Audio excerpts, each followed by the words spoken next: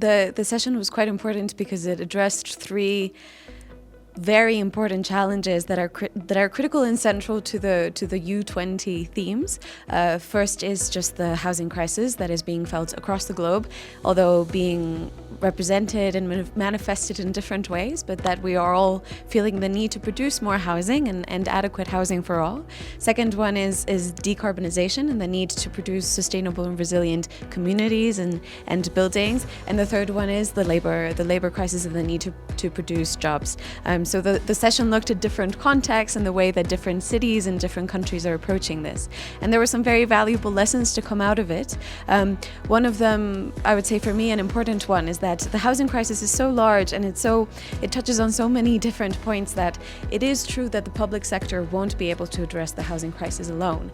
And in order to do that, it has to partner not just with the private sector, but also with the communities. And when we're talking about not just the housing crisis, but also how to decarbonize buildings, those collaborations are critical to understand what are the livelihoods implications of decarbonizing buildings, what are the ways of building community through that process of the construction of buildings. Some of the lessons that we learned were around collaboration, so that, for example, in the context of South Africa, those that are producing housing themselves, that are being self-built, they can collaborate with governments and with private sector and with those companies and organizations that are producing technical assistance, so that they can build the housing in a more sustainable fashion, but in a way that also addresses some of those livelihoods and economic needs.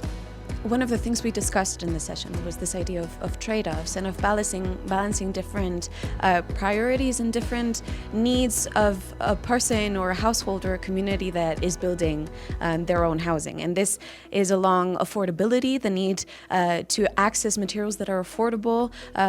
Particularly in informal settlements, they often have to spend quite a heavy amount of money and a heavy percentage of their income on housing and construction materials, so affordability is key.